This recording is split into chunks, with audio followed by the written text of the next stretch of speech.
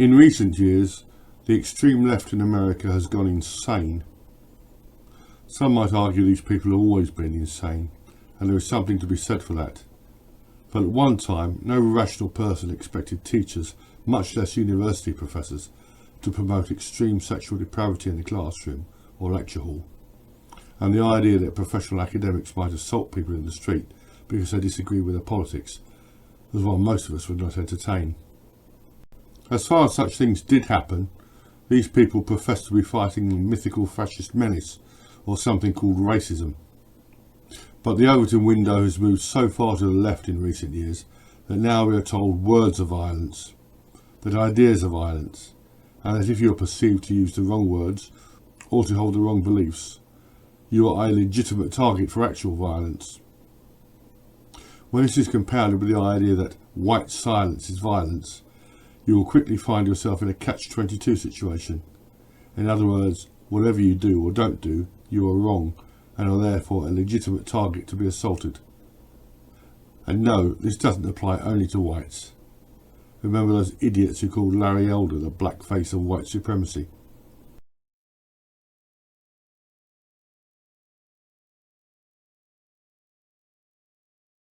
These incorrect beliefs now include any opposition at all to immigration, including illegal immigration on a massive scale, any opposition to abortion, and perhaps most seriously, any opposition to the sexualization, the indoctrination, and the corruption of the young. Think I'm exaggerating? Here is the proof. We start with one of the most serious assaults. This is Eric Clanton, a professor of philosophy of all things. Police arrest this masked man captured on video bashing a Trump supporter over the head with a bike lock during this rally in Berkeley. The victim was left bloodied and bruised. Police say the man behind the mask is a former Bay Area professor. KPIX5 reporter Daw Lin is outside the Berkeley City Jail where the former professor is being held. Daw?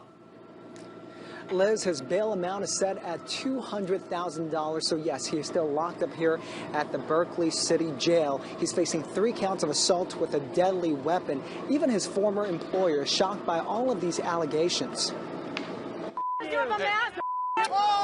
A vicious hit. Yo, hey, man, he's bleeding hard. A masked man swung a bike U-lock over a Trump supporter's head. The victim, in a red Sriracha hot sauce t-shirt, was playing peacemaker and trying to break up a confrontation. Police say the U-lock attacker is this man, 28-year-old Eric Clanton, a former part-time professor at Diablo Valley College. A campus spokesman says among the philosophy classes he taught included Introduction to Ethics. We mostly at Diablo Valley College received quite a few, hundreds in fact, phone calls and emails concerned about the hiring and the fact that we have someone like this in front of our students, potentially dangerous. Clanton was a candidate to teach another philosophy class at the college this summer, but Berkeley police arrested him yesterday. They say aside from this attack, cell phone videos show him hitting multiple Trump supporters in the head, injuring at least 3 people. These are some of the many fights that broke out on April 15th in Berkeley between Trump supporters and anti-Trump protesters. Police say finding the U-lock attacker was such a priority, they assigned homicide detectives to the case. You're swinging a small metal object that creates such inertia that it can absolutely cause traumatic injuries. Investigators credit cell phone videos for helping them ID the U-lock attacker. Some people even posted their own research online identifying the masked man as Professor Eric Clanton. Did you notice the rhetoric of the talking head there? Fights broke out between Trump supporters and Trump non-supporters. This rhetoric goes back to the 1930s and earlier. I have linked below to 2 of my earlier videos that show where this comes from, and an article contrasting Donald Trump with Sir Oswald Mosley. The modern name for this sort of thuggery is repressive tolerance, and this is an idea with which many people in the American legal establishment sympathise, because in August 2018 Clanton was sentenced to, get this, 3 years of probation after pleading no contest. His felonies were reduced to a misdemeanor assault. Contrast this treatment and the treatment of many other leftist thugs with the so-called January 6 insurrectionists, most of whom simply walked through the building. Here is another left-wing thug, not a professor but a thug all the same. Yvette Falarka is so small her assault on this guy would be comical if others hadn't joined in. Note too the rhetoric. She and her fellow goons are defending themselves. Incidentally, this guy was no Nazi, unless you define Nazi as anyone who disagrees with little monsters like Yvette Falarka. In November 2019, she pleaded no contest to a reduced charge. A Berkeley teacher says assault charges against her should be dropped. She was in court today for her role in a riot that broke out at the state capitol. Yvette Falarka was caught on video punching a neo-Nazi demonstrator, but she says standing up to fascism should not be a crime. KPIX5's Da Lin was in the Sacramento courtroom where that teacher faced a judge. Da? That's right. She made a brief appearance inside the courtroom here. Outside, she and her supporters are calling this case a witch hunt. They want the prosecutors to drop the charges. Protesting fascism is not a crime.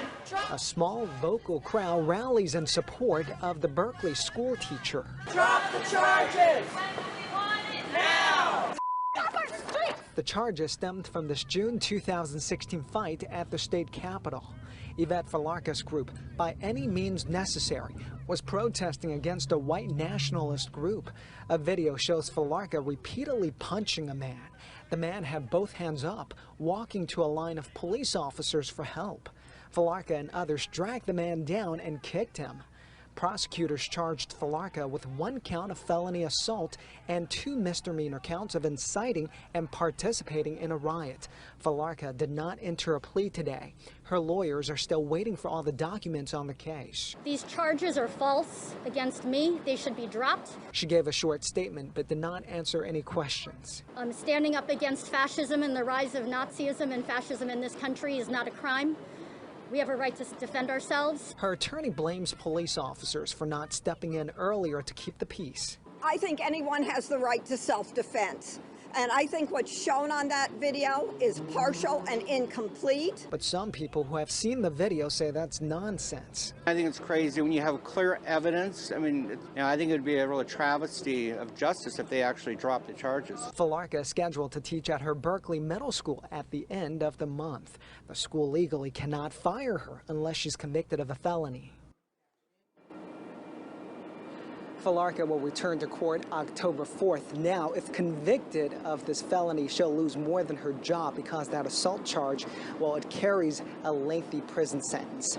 Live in Sacramento, I'm Da Lin, KPIX5. Falarka belongs to a group called By Any Means Necessary, a left-wing slogan that goes back decades on both sides of the Atlantic. Note that phrase is always rendered by any means, not by any legal means, and they do not rule out murder. This one really is humorous. Melissa Click will go down in history as the feminist professor who summoned toxic masculinity to do her dirty work for her. Can we have some muscle over here? Indeed. An assistant professor from the University of Missouri has resigned her courtesy appointment with the journalism school. Melissa Click came under fire Tuesday after she and other protesters blocked members of the media from covering a demonstration. Click singled out a cameraman requesting an interview, and the whole thing was caught on camera. Hi, media. Can I talk to you? No, you need to get out. Well, you need to get out. No, I don't. You need to get out. I actually don't. All right. Hey, who wants to help me get this reporter out of here? I need some muscle over here. So that woman right there is Melissa Click. Let's be clear. She resigned from her courtesy appointment with the journalism school, but she still holds her professorship with the communications department. Click released the following statement earlier. She said, "Yesterday was a historic day at MU, full of emotion and confusion.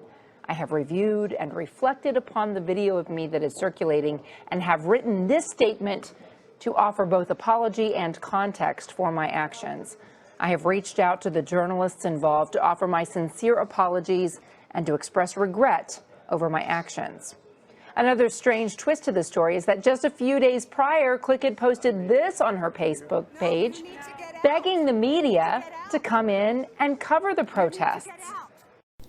It didn't take her long to find a new job. Her contributions to academia, if they can be called that, include You're Born to be Brave, Lady Gaga's use of social media to inspire fans' political awareness, and Twi Dudes and Twi Guys, how male fans of Twilight interpret and engage with a feminised text. There is no violence nor suggestion of violence in this 2022 clash between Senator Hawley and Kiara Bridges, but it has to be one of the most insane performances in any parliament anywhere. Believe it or not, Bridges is actually a full professor. Bridges, you said several times, you've used a phrase, I want to make sure I understand what you mean by it. You've referred to people with a capacity for pregnancy. Would that be women? Many women, cis women, have the capacity for pregnancy. Many cis women do not have the capacity for pregnancy. There are also trans men who are capable of pregnancy, as well as non-binary people who are capable of pregnancy. So this isn't really a women's rights issue. We can recognize that this impacts women while also recognizing that it impacts other groups. Those things are not mutually exclusive, Senator Hawley. Oh, so your view is that the core of this right then is about what? So I want to recognize that your line of questioning is transphobic, and it opens up trans people to violence by not recognizing that. Wow, you're saying that I'm opening up people to violence by asking whether or not women are the folks who can have pregnancies? So I want to note that 1 out of 5 transgender persons have attempted suicide. So I think it's important because of my line of questioning? So we can't talk about it? Because denying that trans people exist and pretending not to know that they exist. I'm denying that trans people exist by asking you if you're talking about women having pregnancies? Do you believe that men can get pregnant? No, I don't think women can get So you are denying that trans people exist? And that leads to violence? Is this how you run your classroom? Are students allowed to question you? Absolutely. Or are they also treated like this, where No, they're told that they're opening up people to violence? We have a good time in my class. You should join. Oh, I bet. You might learn a lot. Wow, I would learn a lot. I've learned a lot just in this exchange. Absolutely. Extraordinary. Yep. Now back to the more serious stuff. Here is a teacher signing off to a class. This rant and similar cost Leah Kenyon her job. On to an update now on a developing story we first brought you last night on Fox 13 News at 9. A Lehigh High School teacher recorded in this viral video making statements that some say were inappropriate is no longer an employee at the Alpine School District. The district and parents are speaking out today after this teacher's controversial rant was caught on camera. Fox 13's Spencer Joseph spoke with parents and administrators today. My son signed up for a chemistry class. He didn't sign up for the teacher's personal feelings and political feelings class. I hate Donald Trump. He's a sexual predator. He's a literal moron.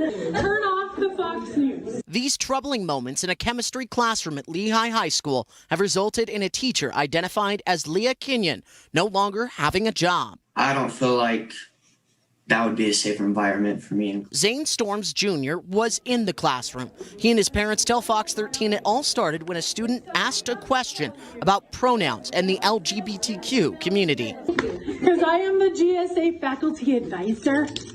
I love gay people. Well, I love that she protects them. Like, I support that 100%. But then she goes on to threaten students. If I hear you say a damn word against any of them, I will open a can, and I will make your life a living hell. Also, she goes on about saying how parents are stupid. Most of y'all parents are dumber than you. I'm going to say that out loud. Parents also telling us she has been known to do this. She did the similar things last year. She even told us, she went as far as said, pull him out of her class because this is how she will be all year long. At one point, the teacher even saying the school doesn't care what she says. Go tattle on me to the freaking admin. They don't give a crap. Obviously, we were as upset as anyone when we saw the video. Fox 13 spoke with Alpine School District Wednesday, who confirmed she is no longer an employee of the school. You're the problem with the world. Simply won't be tolerated. We expect all of our teachers to teach the core curriculum and stick to the core curriculum. But for parents and students like the Storms, this was the wrong way to kick off the start of a school year. In a way, she's trying to persuade me or trying to tell me what to believe and what to do. I feel like the people that should be doing that is my mom and my dad. That should be it.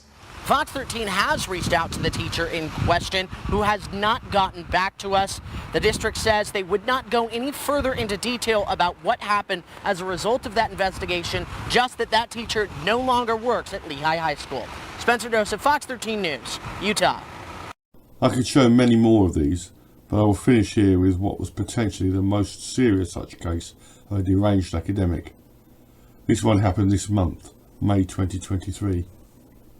The New York City professor who chased down a journalist with a machete this week has turned herself in and has been charged with menacing and harassment.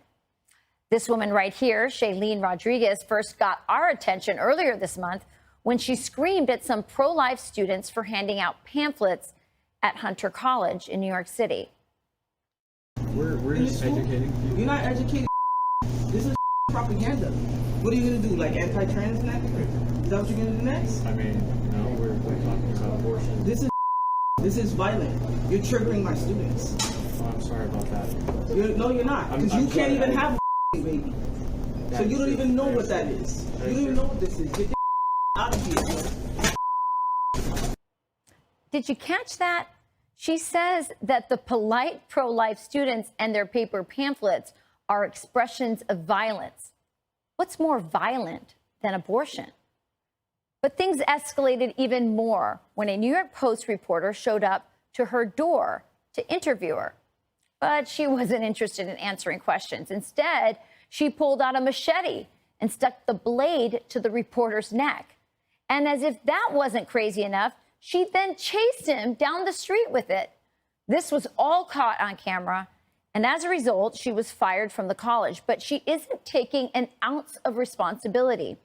Now, she didn't respond to Fox's request for comment, but she did tell Art News that the school had, quote, capitulated to racist, white nationalists, and misogynists.